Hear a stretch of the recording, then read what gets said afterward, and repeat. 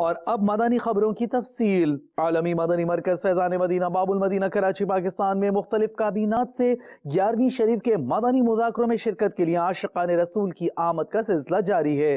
شیخ طریقت امیر اہل سنت دامت برکاتہم العالیہ مدنی پھولوں سے نواز رہے ہیں تو کرامات غوث پاک کا تذکرہ بھی ہو رہا ہے۔ کھانے سحری ملاقات و خصوصی مدنی مذاکرے کا سلسلہ بھی اس مدنی گلدستے میں شامل ہے۔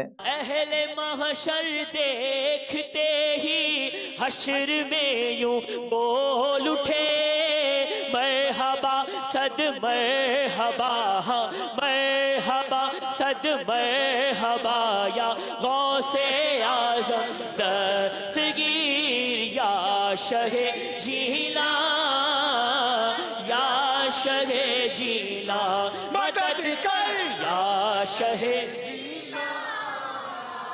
یا شہ جیلا۔ دو بیٹیوں کے بعد تیسری بیٹی کی خبر سن کر آنکھوں میں آنسو، دل میں صدمے کی کیفیت کا ہونا، کیا یہ اللہ عز و جل کی ناشکری میں تو نہیں آئے گا؟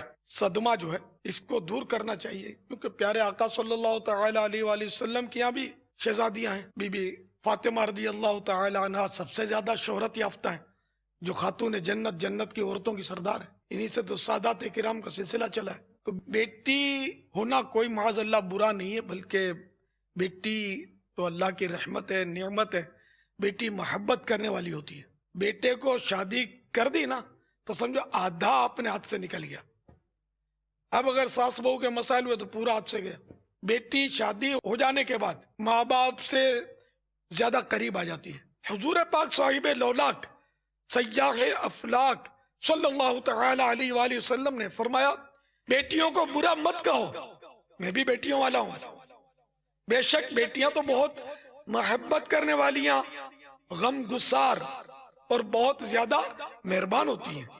ایک اور فرمان مصطفیٰ صلی اللہ تعالی علیہ وآلہ وسلم، جس کے ہاں بیٹی پیدا ہو اور وہ اسے ایذا نہ دے اور نہ ہی برا جانے اور نہ بیٹے کو بیٹی پر فضیلت دے، تو اللہ تعالی اس شخص کو جنت میں داخل فرمائے گا۔ الحمدللہ مدنی چینل دیکھتا بھی ہوں، مدنی چینل کی صلاح بھی لوگوں کو دیتا ہوں۔ یہاں کا مجھے ماحول بہت اچھا لگا ہے۔ میرے ذہن میں بہت سے سوالات تھے، مدنی مذاکرے سے وہ کنسیپٹ سارے کلیئر ہوئے ہیں۔ میں پہلی دفعہ حاضر ہوا ہوں ادھر، اور میں نے مدنی مذاکرہ دیکھا ہے اور میں نے بہت سارے مدنی پھول چنے ہیں۔ یہاں پہلی بار آیا ہوں، یہاں آ کر مدنی مذاکروں میں ہمیں بہت کچھ حاصل ہوا ہے۔ مجھے بہت خوشی ملی اور میرے جو سی دل کی روح ہے وہ تازہ ہو گئی ہے، اور میں انشاءاللہ تعالیٰ نیت کرتا ہوں کہ میں ہر جمعرات ساہیوال میں اجتماع پہ جاؤں گا، اور ہر ماہ 3 دن کے لیے میں قافلے پہ انشاءاللہ تعالیٰ نیت کرتا ہوں۔ میں امیر اہل سنت دامت برکاتہم العالیہ کا تہہ دل سے شکر گزار ہوں کہ آج انہوں نے ہم جیسے گناہ گاروں کو اپنی قربت عطا فرمائی۔ میری زندگی کی یہ خواہش تھی کہ میں حضرت صاحب کے ہاتھوں سے اپنے سر پہ امامہ سے جاؤں، آج میری وہ خواہش پوری ہو گئی۔ مجھے حضرت صاحب سے مل کے ایسا لگا کہ میری زندگی کا جو نا بس ایک مقصد تھا وہ الحمدللہ پورا ہو گیا۔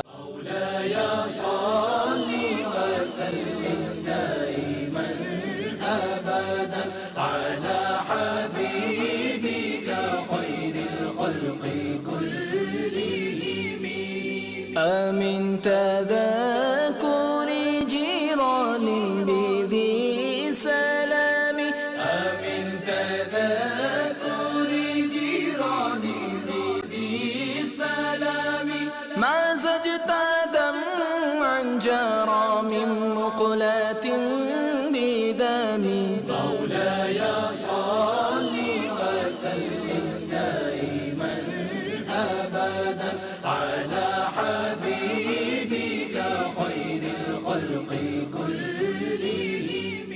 امام مسجد جو ہے وہ کسی کام سے کہیں جاتا ہے، عشاء کی نماز میں وہیں ہوتا ہے، اور پیچھے اس کی مسجد میں جماعت نہیں ہوتی، یا جو جماعت کراتا ہے وہ امامت کا اہل نہیں ہے، تو ایسی صورت میں اس کا ذاتی کام کے لیے وہاں رکنا کیسا؟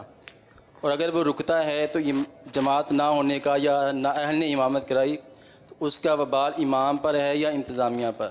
اس میں ایسا ہے کہ اگر نا اہل کو خود کھڑا کیا امام نے जब तो गुनाहगार है, कह दिया कि तुम पढ़ा देना और खुद चले गए कहीं भी, और ये पता है कि इमामत का हाल नहीं है, तब तो ये सारे इमाम भी गुनाहगार है कि ना अहल को तो माजूल करना वाजिब होता है, ना कि उसको बोले कि तू पढ़ा, यानी कि वो जब कुदरत हासिल हो माजूल करने की।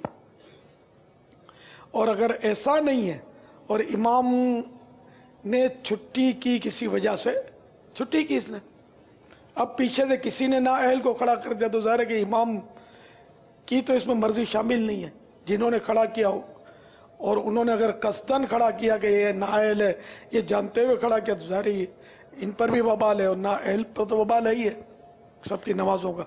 मुहम्मदुन सय्यिदुल कौनैनि व थक़लैन, मुहम्मदुन सय्यिदुल कौनैनि व थक़लैन, वल फरीक़ैनि मिन उर्बि व मिन अजमी, मौलाया सल्लि व सल्लिम दाइमन